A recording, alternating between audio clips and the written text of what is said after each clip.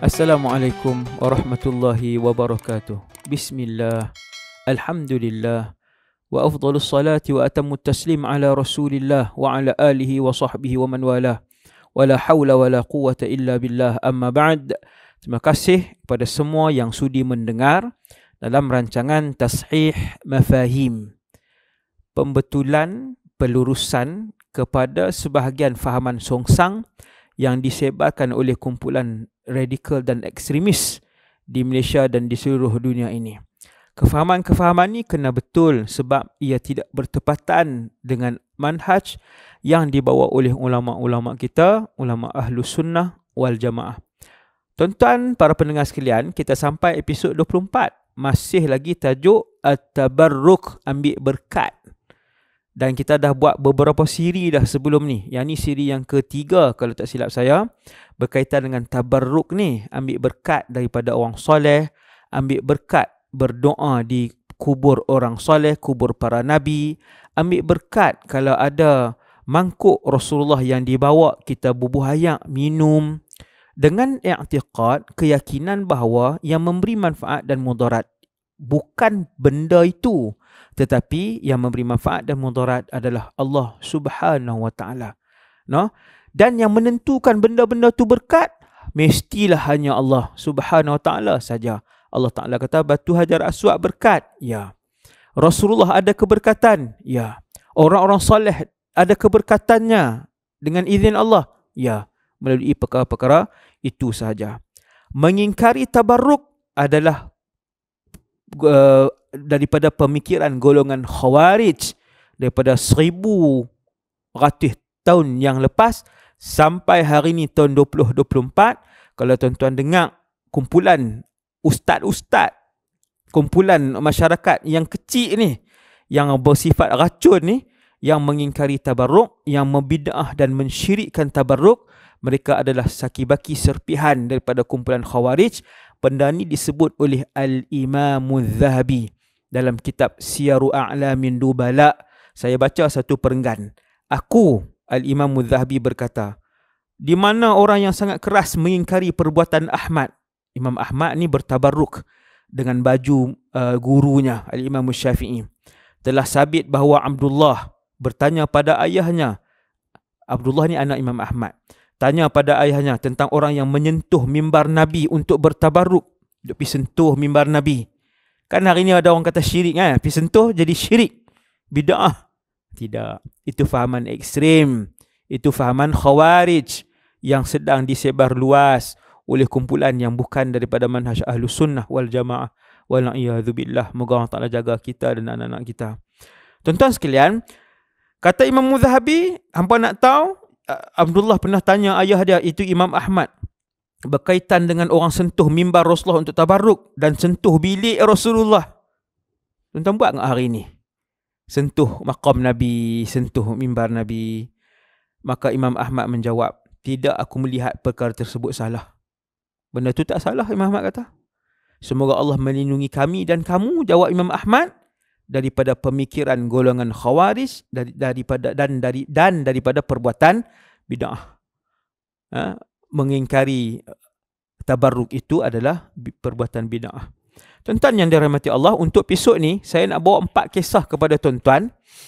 4 kisah bagaimana salaf bertabarruk. Salaf original lah tuan-tuan. Bila saya sebut salafi, mereka yang hidup 300 tahun terawal hijrah. Hari ni 1400 kan, 40 lebih hijrah. Yang hidup 100 tahun hijrah terawal, 200 tahun hijrah terawal, 300 tahun hijrah terawal. Mereka ni dinamakan salafi. Umat Rasulullah yang terbaik, yang paling elok imannya, yang paling faham mengenai manhaj Ahlus Sunnah wal Jamaah dan juga sunnah Nabi yang betul. Jom kita tengok 4 kisah. Kisah ada beratus.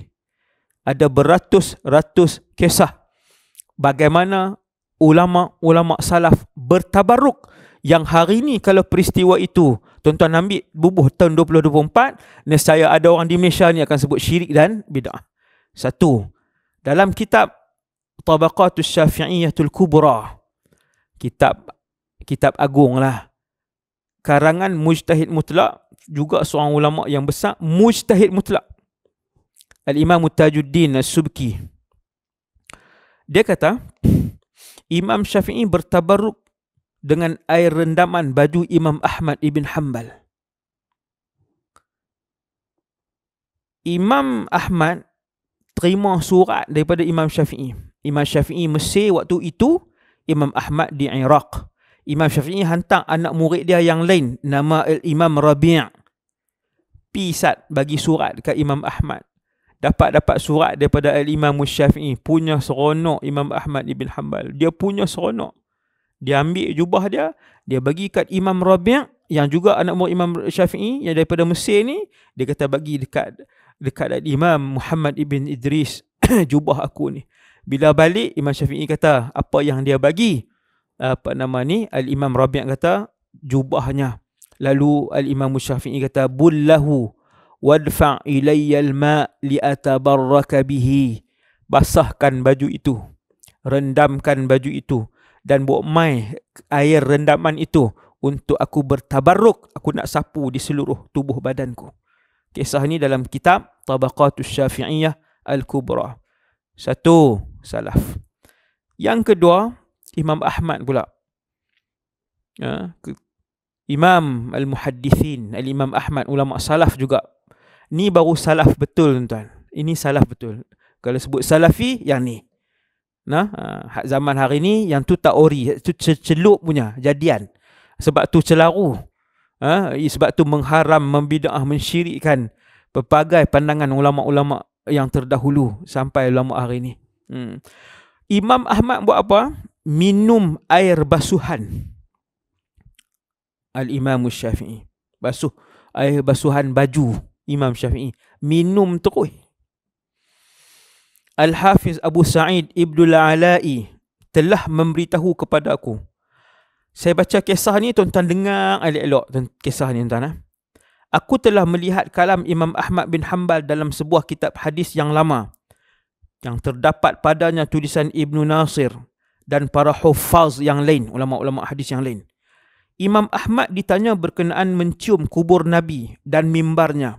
Lalu beliau menjawab, hal itu tidak mengapa.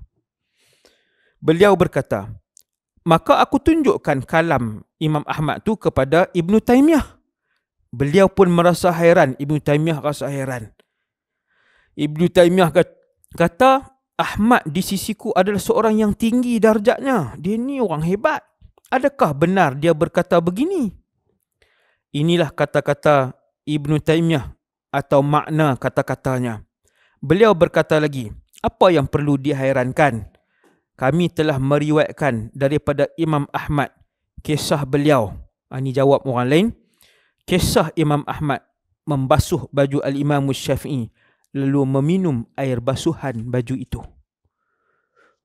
Perbuatan ni, tuan-tuan, bawa 2024, 2023 ni, tuan-tuan pergi tunjuk kat kumpulan ekstrim tadi. Hak sebahagian ada title hadis, hak sebahagian ada title Inna lillah wa inna ilaihi raji'un. Ini kisah macam ni. Sebab tu, tuan-tuan, kena faham Islam ikut manhaj ahlu sunnah wal jamaah. Ikut manhaj salaf original punya ni.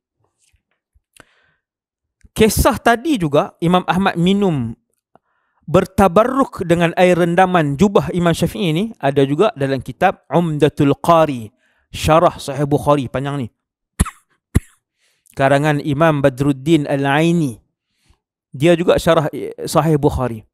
Selain daripada Fathul Bari, karangan Imam Ibn Hajar, syarah Imam Ibn Hajar, ada juga Umdatul Qari, syarah Sahih Bukhari, karangan Imam Badruddin Al-Aini, ada kisah yang sama dimasukkan. Nombor tiga, tuan-tuan sekalian. Yang ni bukan ulama salaf. Okeylah, yang tu kita kata contoh salaf ada dah. Berbelas-belas, berpuluh-puluh kisah salaf. Kita ambil juga kisah yang bukan salaf. Al-Imam As-Subki. Al-Imam As-Subki ambil berkat apa dia? Dia bertabarruk daripada apa? Bekas tapak kaki tempat duduk Al-Imam Nawawi. Imam Subki ni orang Mesir. Al-Imam As-Subki. Kisah ini direkodkan dengan sahih dalam Tabaqatus Syafi'iyyatil Kubra. Dan Al-Imam Nawawi waktu tu di Damaskus, di Dimashq, Syria. Imam Nawawi meninggal tahun 676. No? Al-Imam Subki dia tak sempat jumpa, dia meninggal tahun 771. Satu hari dia pergi ke Dimashq, dia tanya Al-Imam Nawawi, orang pun habaq, Imam Nawawi dah meninggal di Nawa, kampung beliau. Kemudian Al-Imam Subki pun pergi pusat pendidikan yang diajar oleh Al-Imam Nawawi. Imam Nawawi salah seorang guru di situ, nama Darul Hadith Al-Ashrafiyah. Saya sempat ziarah waktu belajar dulu, waktu belajar di Dimashq. Al-Imam Nawawi pernah mengajar di situ. Al-Imam Nawawi Muhyiddin Abi Zakaria Yahya ibn Sharaf An-Nawawi yang meninggal tahun 676, dia mengajar di situ. Tuan-tuan, Imam Subki ni bukan imam masjid tau. Imam Subki ni mujtahid mutlak. Mujtahid mutlak. Dia pi tanya, mereka kata Imam Nawawi dah wafat. Ada di Nawa kubur beliau. Lalu Al-Imam Tajuddin Subki dengan sedih, dia pun pi ke Darul Hadith Al-Ashrafiyah. Dia tanya di mana Imam Nawawi duduk. Orang pun tunjuk di situ tempat duduk Imam Nawawi. Kalau dia rehat ke, tempat duduk dia mengajar ke. Lalu Al-Imam Tajuddin As-Subki, dia pun pi di situ. Lalu dia letak muka dan janggut dia, dia sapu-sapu muka dan di tempat duduk dan di tempat tapak kaki Al-Imam Nawawi. Tuan-tuan, perbuatan ni kalau zaman hari ni, kumpulan radikal yang nama Islam ni, yang berselindung di sebalik nama Islam, kumpulan ekstrim yang hari ni kalau depa tengok, apa depa sebut? Apa depa sebut? Tuan-tuan, minum air yang berbaki daripada minuman orang soleh pun disebut syirik. Sedangkan tabarruk ada dalam Islam, diajar oleh Rasulullah sallallahu alaihi wasallam, Nabiyul Huda, imam kepada muttaqin, orang yang bertakwa. Nabi pun ajak tabarruk ni.